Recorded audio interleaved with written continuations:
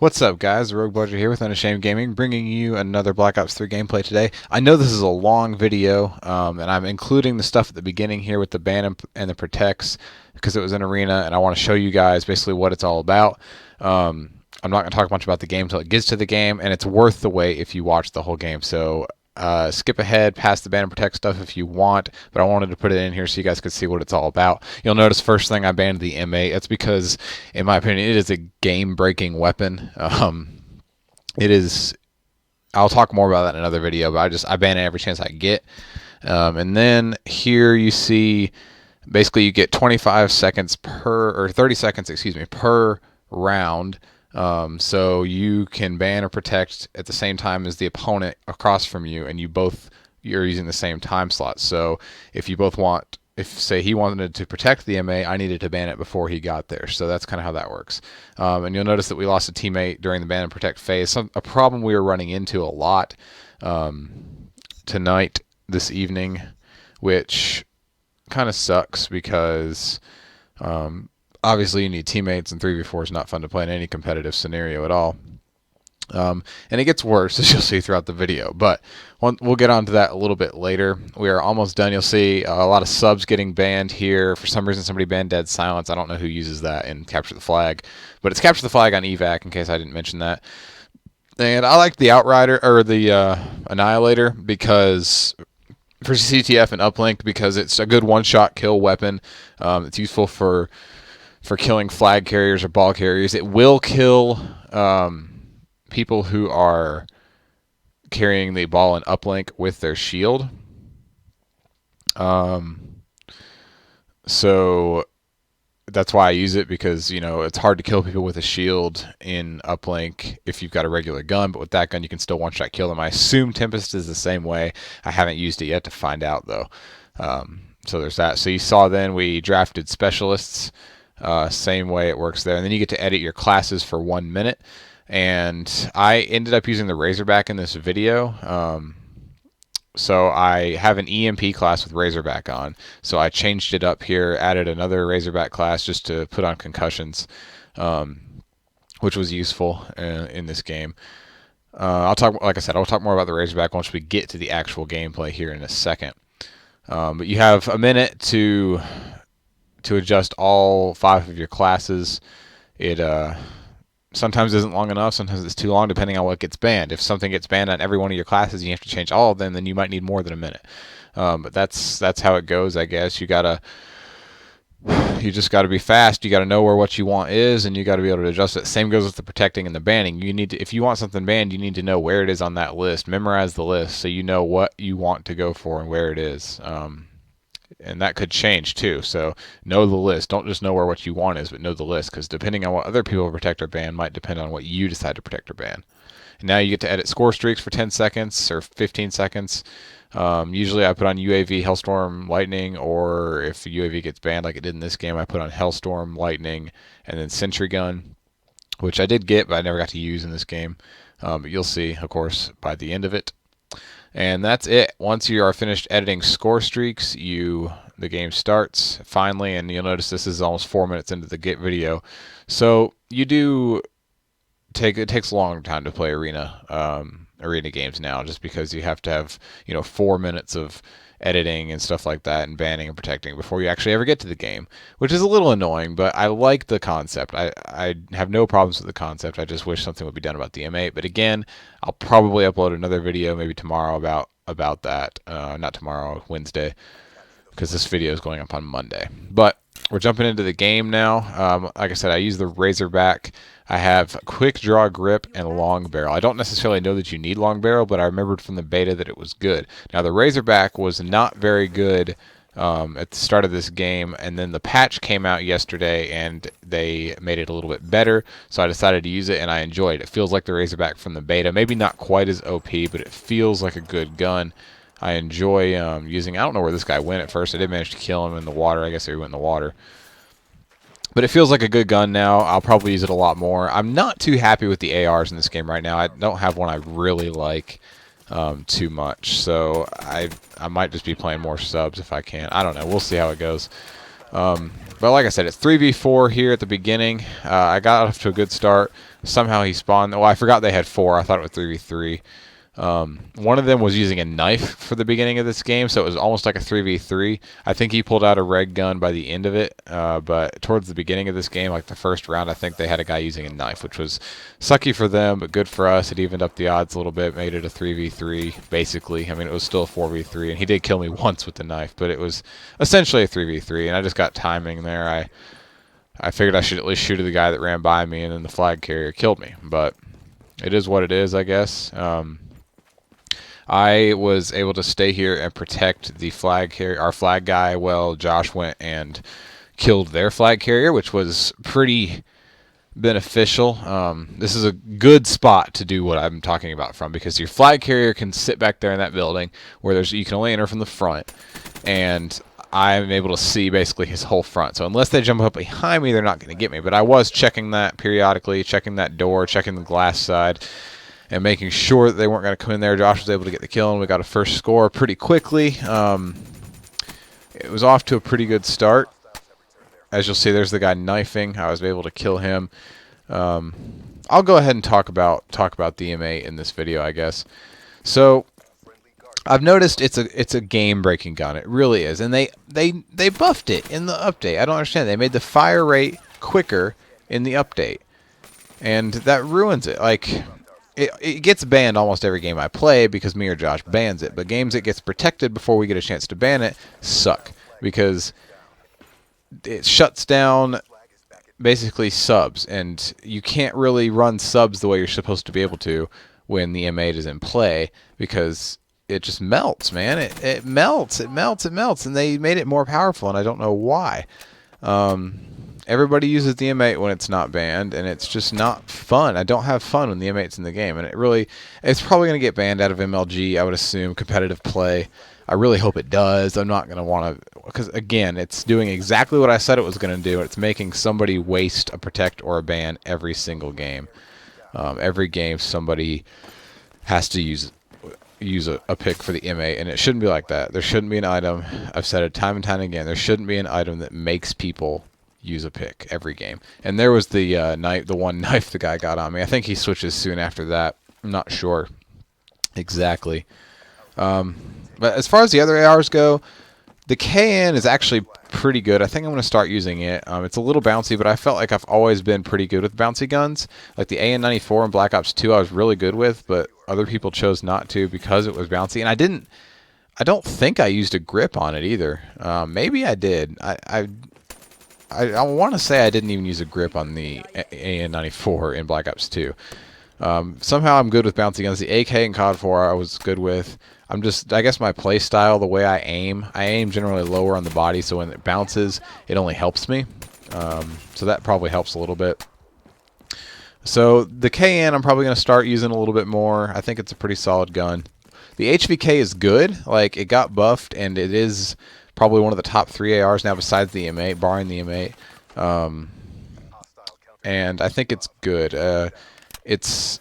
It just still gets, I don't know, sometimes it just feels weak still to me. Sometimes it feels really good, and sometimes it feels weak. I don't know, maybe it's a connection thing, maybe it's good on LAN. And the ICR, the same way, it's just kind of weak, especially at range. It shoots pretty quickly, but at the same time, it's not very, I don't know, it's not very strong, I guess. And I feel like I'm getting outshot with it a lot, even when I get first shots. The Man of War, same story. It's powerful, but it shoots too slow. I guess that's the opposite story, rather. Powerful, but it shoots too slow. I feel like I get outshot with it. And the XR2 also for the same reason, because they slowed the rate of fire down in one of the patches. And now I just feel like I get outshot with it a little bit more, too. And then I don't like using the M8, and I don't like people using it against me, so I try to avoid it at all cost. And then the Shiva, I guess it is, the one-shot. I don't like one-shot guns. So, I don't know, maybe I'm being too picky. You'll see we won the first round 1-0, 3v4. I don't mean to be picky, I guess, but at the same time, I don't know. I just don't like really any of the ARs. KN probably is what I'm going to start using for a little while anyway. Then on to the subs. I like a lot of the subs. I don't use the Weevil, obviously, and I'm not very good with the Vesper. Everybody likes the Vesper, but personally, I'm not really a Vesper kind of guy. It's just not my cup of tea, I guess. I guess I feel like it's a good gun. It melts sometimes. Other times it's kind of a hit marker machine, but I think it's good. It just runs out of ammo too quickly. I mean, you can't get more than 2 kills with it without having to reload, and usually that's not a problem, but sometimes it is.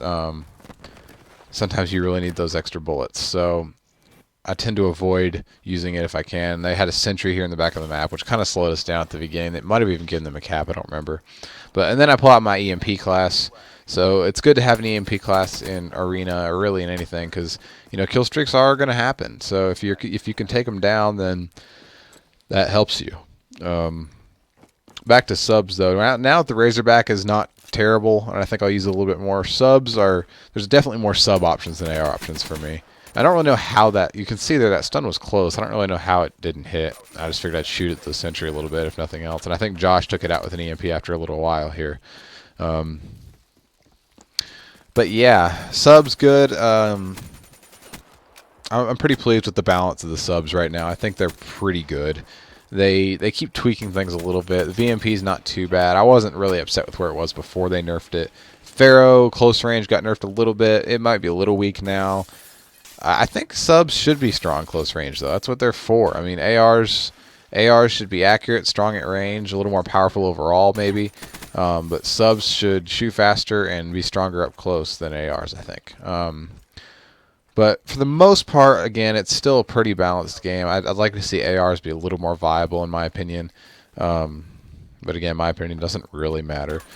And I'd like to see the M8 way nerfed. I don't understand why it's so OP, but be that as it may, I'll work around it, I guess. Oh, sorry, it's pretty late at night. I'm actually recording this video right after I got the gameplay. I was pretty excited about it for a good reason, as you'll see here in a minute. Actually, right here, I believe. No, we're not there yet. Okay, never mind. But yeah, you can see how the Razorback's doing here in the video. It kills pretty quickly. I personally can use the iron sights just fine. I don't really have a problem with them.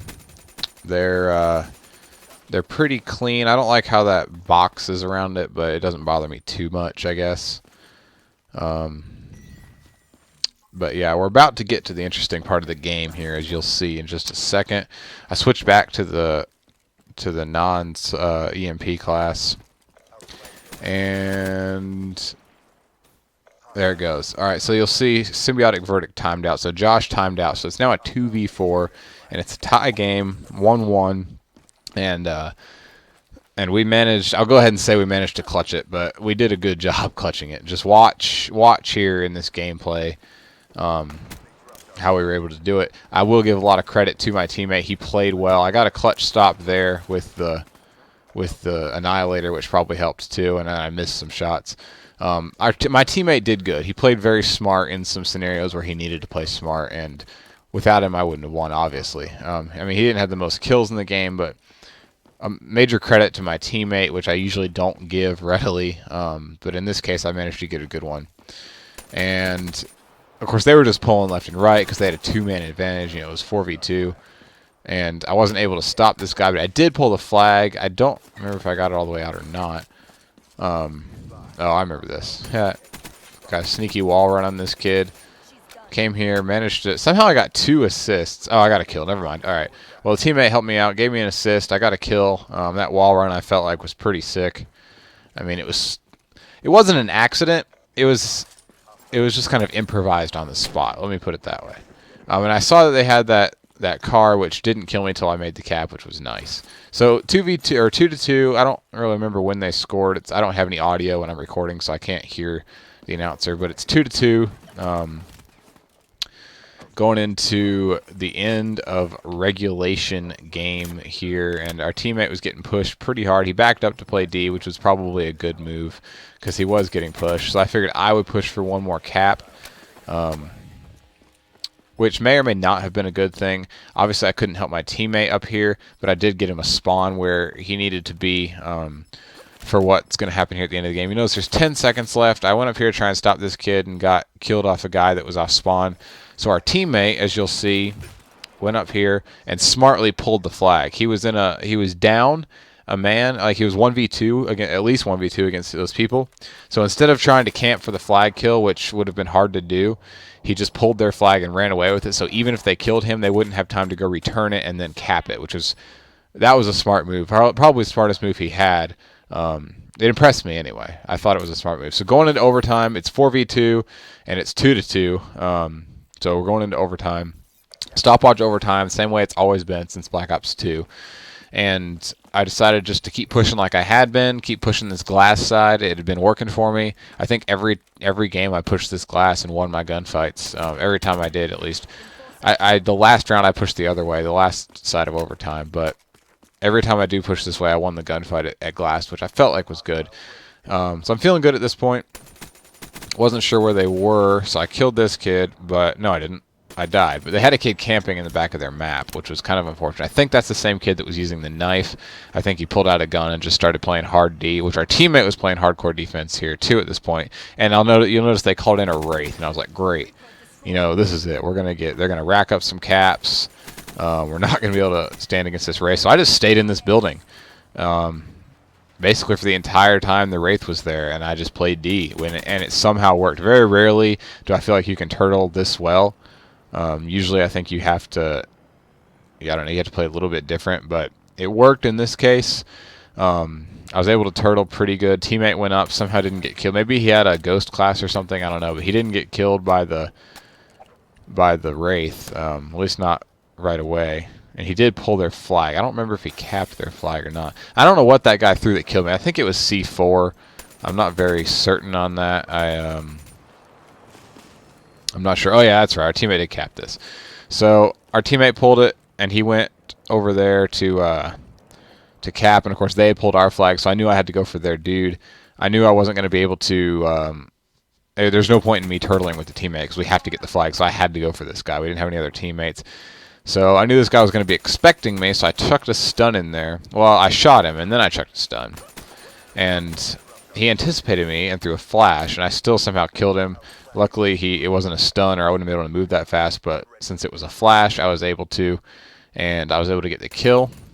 So going into side 2 here, we won round 1 of overtime, and then going into side 2, a lot of times people like to turtle if they win the first round in overtime, but not me. I like to rush every time if I can in the second side of overtime. Hit them hard, if you won the first side anyway.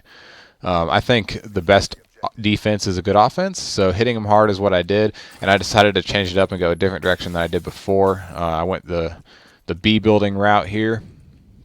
Was able to pick up a guy right here, I believe. Yes. And then I just went for it, guys. I figured they would be pushing hard because they had time to beat. They had to beat about 2 minutes. So I figured they'd be pushing pretty hard to get our flag. So, I mean, I kind of checked their base a little bit, but I pulled their flag, managed to kill this guy, luckily. Got my full streaks, and then I just had a good run back to our base, as you'll see here. I was getting shot at basically the whole time by somebody. And right here, you'll see me slide into our flag, and it doesn't capture, and I'm kind of anxious to see this again. So I guess I thought, all right, so I didn't know they had pulled it right there. I thought it was on. So when I slid into it, it actually returned it instead of capped it. But luckily our teammate was able to clean up my mess there and cap it, and we won the second overtime as well. 2v4, guys. That's how you win a 2v4 capture the flag. I hope you guys enjoyed it. Me and our teammate had to go pretty clutch there at the end, and it worked out. And I had a lot of fun winning that game. So hope you guys enjoyed this game. If you did, leave a like. Let me know. Comments are always great, and it really does help if you're not subscribed to go ahead and subscribe. If you'd like the video, I mean, this is the kind of stuff we post. Just, you never know, just Call of Duty for the most part. I got some Last of Us, all that good stuff. But thank you guys for watching, and we will see you next time.